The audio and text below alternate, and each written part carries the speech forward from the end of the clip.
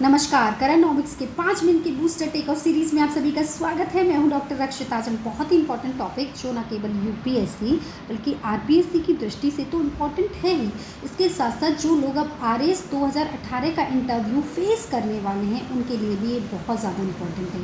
हमें पता है कि कोविड-19 की वजह से लॉकडाउन और अभी जब जुलाई महीना अंत होने को है तब तक भी शिक्षण संस्थान जो हैं वो नहीं खुल पाए हैं। ऐसी स्थिति में विद्यार्थियों, उनके परिवार और अध्यापकों के मानसिक स्वास्थ्य को बनाए रखने के लिए सरकार के द्वारा मनोदर्पण पहल की गई है। तो ये क्या है, इसके बारे में हम क्विकली पढ़ेंगे। हाँ जी, यदि आपने अभी तक हमें सब्सक्राइब नहीं किया है, अभी तक हमें ज्वाइन नहीं किया है, तो जल्दी से फेसबुक, इंस्टाग्राम, ट्विटर और यूट्यूब पर हमें सब्सक्राइब कर लीजिए, हमें फॉलो कीजिए। आज है गुरुवार और गुरुवार को आज हम लेंगे टेक ऑफ सीरीज़। आज सबसे पहले हम जानेंगे इसकी प्रस्तावना के बारे में कि मनोदर्पण जो है उसकी प्रस्तावना क्या है, पहले इसका उद्देश्य, प्लस इसके साथ साथ तनाव क्या होता है, पीएम ई विद्या कार्यक्रम क्या है, और एक प्रेरणादायी विचार के साथ आज का वीडियो हम पूरा करेंगे। हाँ जी, एक्चुअली हुआ ये है कि कोरोना संकट काल के दौरान विद्यार्थियों, उनके परिवार और अध्यापकों के मानसिक स्वास्थ्य के लिए केंद्रीय मानव संसाधन विकास मंत्रालय, कौन सा, एमएचआरडी मिनिस्ट्री, किसने शुरू किया है, ये एमएचआरडी मिनिस्ट्री ने एक विशेष पहल की है जिसका नाम है मनोदर्पण पहल। इसमें एक ऑनलाइन वेब पेज है और टोल फ्री हेल्पलाइन नंबर भी जारी किया गया है। क्या क्या किया गया है, ऑनलाइन वेब पेज और toll free helpline number. Very good. छात्रों के मानसिक स्वास्थ्य के मुद्दे पर मंत्रालय ने एक टास्क फोर्स का भी गठन यहाँ पर किया है। ठीक है, इसके साथ साथ मंत्रालय ने पीएम ई विद्या कार्यक्रम के तहत मनोदर्पण वेबसाइट बनाई है। कौन से कार्यक्रम के तहत बनाई है, पीएम ई विद्या कार्यक्रम। वेरी गुड, तो ये भी इंपॉर्टेंट है, ये भी आप नोट कर लीजिए। यहाँ पर जितने भी पॉइंट है वो आपके एग्जाम की दृष्टि से बहुत ज़्यादा इंपॉर्टेंट है। तो राष्ट्रीय टोल फ्री हेल्पलाइन नंबर आपको यहाँ पर दिया हुआ है, वो शुरू किया गया है। इसके साथ साथ राष्ट्रीय हेल्पलाइन नंबर कोविड-19 संकट काल के बाद भी चालू रहेगा। तो जितने भी पेरेंट्स, माता पिता या और जितने भी रिश्तेदार इत्यादि जो लोग इस वीडियो को देख रहे हैं, वो कृपया इस हेल्पलाइन नंबर को नोट कर लीजिए। और कभी भी यदि इस तरीके के मानसिक स्वास्थ्य को लेकर कोई समस्या का सामना आपको करना पड़े तो आप ज़रूर इस हेल्पलाइन का उपयोग कीजिए अपने बच्चों के लिए। मानसिक स्वास्थ्य विशेषज्ञों का इंटरैक्टिव ऑनलाइन चैट प्लेटफॉर्म भी इसमें शुरू किया गया है, जिसके अंतर्गत जो मानसिक रोग विशेषज्ञ हैं वो आपको, मनोचिकित्सक जो हैं वो कई प्रकार की सलाह जो है यहाँ पर देंगे और आपकी समस्याओं का समाधान करेंगे। इसका उद्देश्य क्या है, देखिए कुछ इसका मुख्य उद्देश्य है कि मानसिक स्वास्थ्य व अवसाद से उबरने के लिए परामर्श और मार्गदर्शन करना। मेन क्या है कि जो बच्चे तनाव में हैं या अवसाद में हैं उनको परामर्श देना, समय समय पर वेबिनार इत्यादि के माध्यम से भी सभी से जुड़ने का प्रयास करना। वेबिनार मतलब इंटरनेट के माध्यम से जो है वो जुड़ना। ठीक है, एडवाइजरी, सुझाव, पोस्टर, जैसे सेमिनार होते हैं, एक्चुअली इसको वेबिनार को हम क्लियर कर देते हैं, जैसे सेमिनार होती है वैसे ही वेबिनार है ना। वेबिनार मतलब जो कि इंटरनेट के माध्यम से की जाती है वैसे। ठीक है, थर्ड पॉइंट है, इसका उद्देश्य है एडवाइजरी, सुझाव, पोस्टर, वीडियो और मनोसामाजिक समर्थन के लिए ज़रूरी बातें, प्रश्न और उनके उत्तर दिए जाना, ये भी इसका उद्देश्य रखा गया है। इसके साथ साथ एक तरफ शिक्षा पर ध्यान देना है, वहीं दूसरी तरफ छात्रों के मानसिक स्वास्थ्य पर भी समान महत्व दिया जाएगा इसके अंतर्गत। तो आप समझ पाए कि इसका उद्देश्य क्या है। इसका उद्देश्य बेसिकली यही है कि तनाव से मुक्ति के लिए जो भी प्रयास हो सकते हैं, सेमिनार, वेबिनार के जरिए, सुझावों के जरिए, पोस्टर के जरिए, इंटरेक्टिव सेशन के जरिए वो इसके माध्यम से किए जाएंगे। अब बात आती है कि तनाव, देखिए होता क्या है। तनाव एक ऐसा मानसिक विकार है, यानी मानसिक रोग है, जिसमें व्यक्ति को कुछ भी अच्छा नहीं लगता, उसे अपना जीवन नीरस लगता है, खाली खाली लगता है, दुखों से भरा लगता है, उसको लगता है कि मेरे जीवन का कोई महत्व ही नहीं बचा है। तनाव के आपको पता कैसे चले कि आप तनाव में, देखिए यदि आपको अच्छे से नींद नहीं आती है, आपका ब्लड प्रेशर बढ़ गया है, थका हुआ महसूस कर रहे हैं, आप खाना ठीक से नहीं खा पा रहे हैं, आपका स्वास्थ्य खराब हो रहा है, या दिल तेज़ी से धड़कता है, सिर दर्द है, इम्यूनिटी सिस्टम कमज़ोर हो गया है, आत्महत्या का विचार आपके मन में आ रहा है, निराशा आ गई है, किसी भी काम में आपका मन नहीं लग रहा है, या छोटी सी बात पर गुस्सा आ रहा है, चिड़चिड़ापन है, तो ये सारी तनाव के लक्षण हो सकते हैं।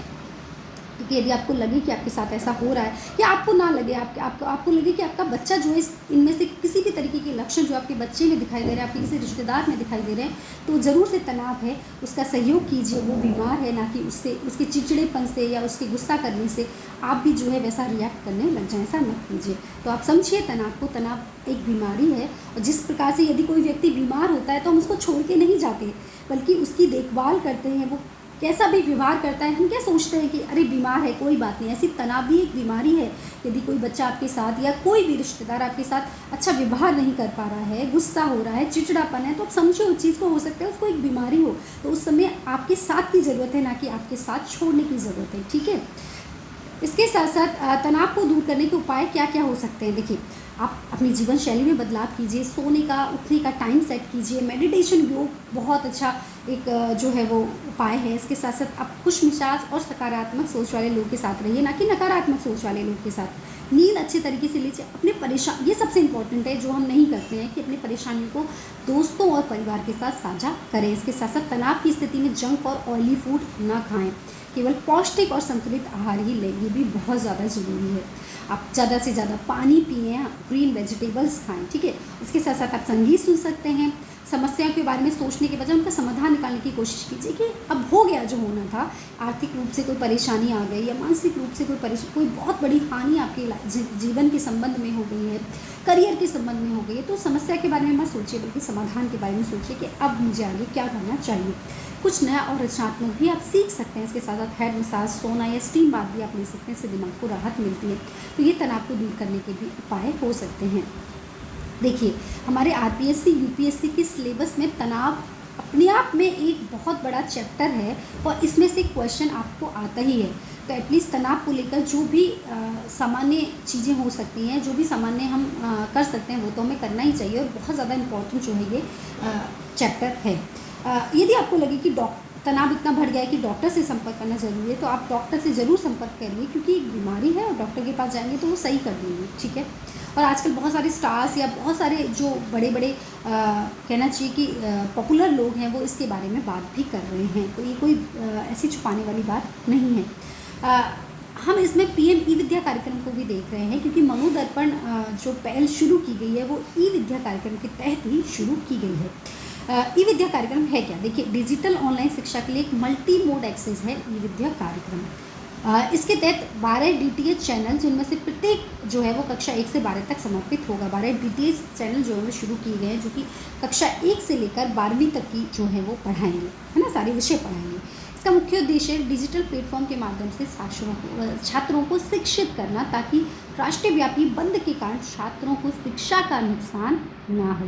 इसके साथ साथ सभी वर्गों के लिए ई कंटेंट और QR कोड आधारित एनर्जेटिक किताब को शामिल करना, और इसे एक राष्ट्रीय एक डिजिटल प्लेटफॉर्म कहना, ये भी इसका एक मुख्य उद्देश्य रखा गया। इसके साथ 1 क्लास 1 चैनल नाम से एक टीवी जो चैनल है, वो भी इसके अंतर्गत शुरू किया गया है। इस पीएम ई विद्या कार्यक्रम के लाभ क्या होंगे? पहले तो छात्रों को घर बैठे शिक्षा मिल जाएगी। छात्रों की सभी सीखने की ज़रूरतों के लिए इनको एक वन स्टॉप समाधान मिल जाएगा। विशेष रेडियो, पॉडकास्ट, नेत्रहीन और श्रवणवादी छात्रों के लिए व्यवस्था भी इसके अंतर्गत हो पाएगी, और छात्र ई सामग्री के माध्यम से अध्ययन कर सकेंगे।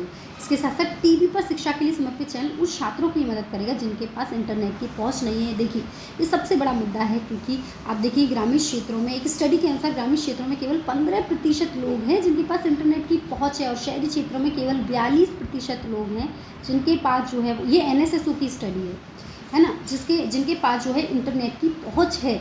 तो आप खुद देख पाएंगे कि इंटरनेट की पहुंच अब तक नहीं है, तो कम से कम इन टीवी चैनल के माध्यम से जो है बच्चा शिक्षा से वंचित नहीं रहे। यही ई विद्या कार्यक्रम का जो है लक्ष्य रखा गया, और इसी के अंतर्गत जो है वो मनोदर्पण पहल शुरू की गई है।